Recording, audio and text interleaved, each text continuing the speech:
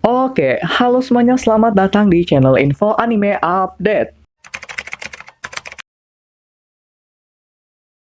Jadi, di episode ke-11 anime Sentai Daishikaku, lagi-lagi kejadian kocak kembali terjadi. Nah, ceritanya ketika Tokita lengah, dia pun terkena serangan hingga membuat tangannya terputus.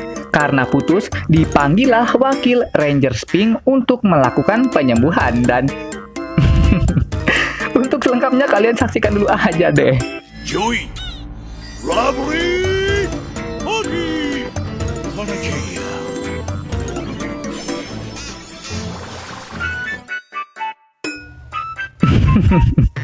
Menggunakan tarian penghambat rezeki, Sang Balmon akhirnya melakukan penyembuhannya, lalu membuat tangan Tokita kembali tumbuh. Aduh, sial, apa-apaan dah posenya ketika lagi nyembuhin Tokita. Beginikah penampakan ketika Balmon masuk isekai? Bener-bener bikin merinding, jir.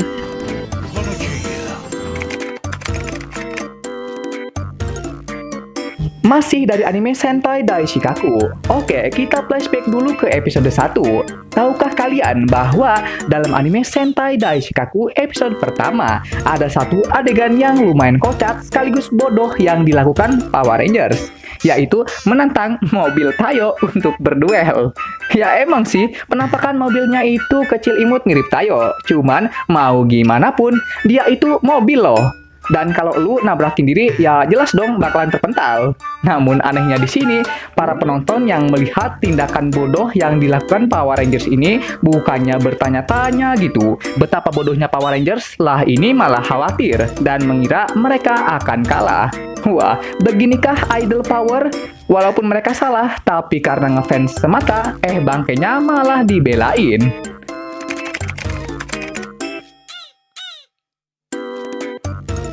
Pada saat latihan, Tanjiro dengan Tengen telah selesai, lalu datang ke tempat Tokito. Di sini kita diperlihatkan mengenai betapa dinginnya muka Tokito ketika melatih orang. Namun, pas melihat wajah Tanjiro, secara ajaib, bak orang yang jatuh cinta, Tokito langsung tersenyum manis. Dan saat ada orang lain yang mencoba untuk dekat dengannya, tiba-tiba Tokito langsung memalingkan muka semudah membalikan fakta. Lalu memasang wajah dingin dan seakan berkata, jangan so asik lu ya. Karena wajah dinginnya itu, suasana hangat pun kembali menjadi dingin, sedingin es yang berada di kutub utara.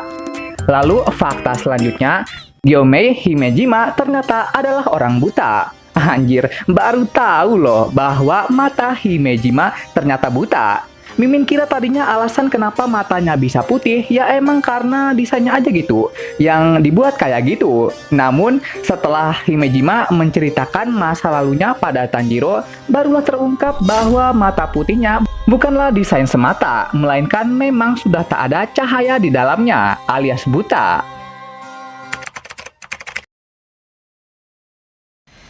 Wah, setelah lamanya Mimin mempertanyakan terkait kok bisa gitu Hibino Kafka dari mulai dicekokin serangga lalu berubah jadi Venom dan bahkan sempat ribut dengan Kaiju nomor 9, gak pernah sekalipun terlihat kekuatan Venomnya lepas kendali.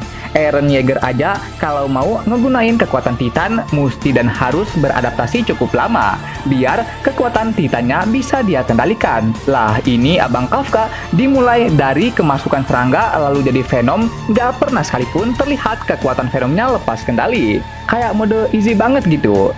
Padahal katanya kekuatan Kaiju nomor 8 berada di tingkat 8++, yaitu level kekuatan yang lumayan tinggi. Tapi kenapa dengan kekuatan sebesar itu, Kafka dengan mudahnya bisa berubah tanpa kehilangan kendalinya?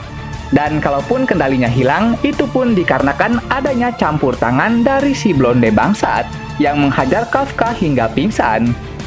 Aduh, ini orang emang sialan dah. Awalnya nih orang bertanya, apa buktinya dirimu berada di pihak manusia dan kamu adalah manusia?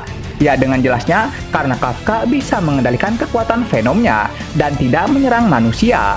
Namun, si bangsat ini malah berkata, manusia tidak memiliki inti kaiju di tubuhnya. Dan keduanya berakhir dengan ribut. Di sini karena Kafka ditampol hingga pingsan akibat terus diberi damage tanpa memberi damage, kekuatan Venomnya mulai lepas kendali. Lalu si blonde bangsat ini malah senang karena tebakannya terbukti benar bahwa Hibino Kafka bukanlah manusia. Bener apanya anjing? Otak lu tuh yang mesti dibenerin. Lu bertanya apa buktinya Kafka itu manusia, dan Kafka memberi bukti bahwa dia bisa ngendaliin kekuatan Venomnya untuk menyelamatkan manusia, bukan untuk membuat masalah pada manusia. Tapi lu nggak terima dan malah menghajarnya hingga pingsan, lalu membuat Kafka mengamuk. Hei, blonde tua, engkau lihat Itadori Yuji. Dia bisa mengendalikan Raja Kutukan yang teramat kuat bernama Sukuna, tapi kasusnya dalam kondisi sadar. Sedangkan kalau tidur, ya Sukuna lah yang bebas. Jadi intinya, Anda itu manusia yang memiliki akal sehat atau tidak? Ketika diberi bukti yang kuat, karena alasan dendam pribadi, Anda malah mengamuk. Kan kocak gitu. Padahal kekuatan tempur yang dia gunain juga berasal dari kaiju loh. Aduh, karakter blonde memang sering bikin ulah nih. Di Doujin bikin ulah, di Manhwa bikin ulah, dan paling relate-nya punya kekuatan setara dewa, tapi pikiran setara anak SD. Itu kenapa ya? Kira-kira?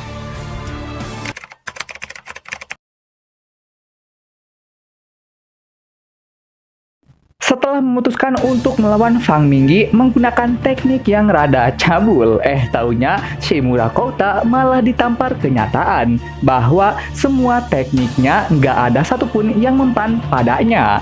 Karena nggak mempan, dia pun mulai berlari dengan kaki dan wajah di depan, namun langkah kakinya bergerak maju ke belakang. Kemudian saat Fang Minggi mulai mengejar, tanpa diduga Shimura langsung menendang. Rencananya sih Shimura mau nendang ulu hatinya, tapi karena pendek, malah berakhir nendang anunya. Dari sini awalnya Jigsaw mengira bahwa Shimura telah menang, namun nampaknya karena suatu keajaiban, tendangan tadi tidak berefek. Waduh, impoten kah? Karena masih punya tenaga, Fang Minggi akhirnya melakukan serangan balasan.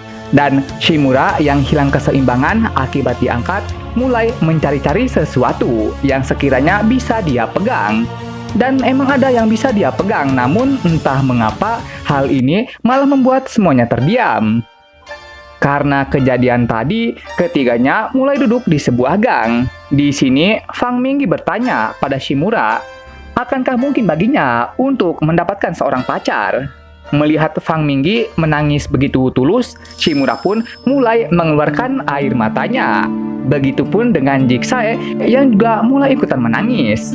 Dan setelahnya memperlihatkan 3 orang jomblo yang menangisi kengenesannya. Karena pertempuran ini terjadi akibat kesalahpahaman, Fang Minggi mulai pergi. Tapi Shimura menghentikannya. Kemudian Shimura juga memperlihatkan isi chat dari live streamingnya, yang semuanya berisi dukungan pada Fang Minggi. Karena masih ada yang menghargai, Fang Minggi yang terharu mulai meneteskan air matanya kembali. Dan akhir dari pertempuran ini ditutup dengan momen bahagia ketiga jomblo ini.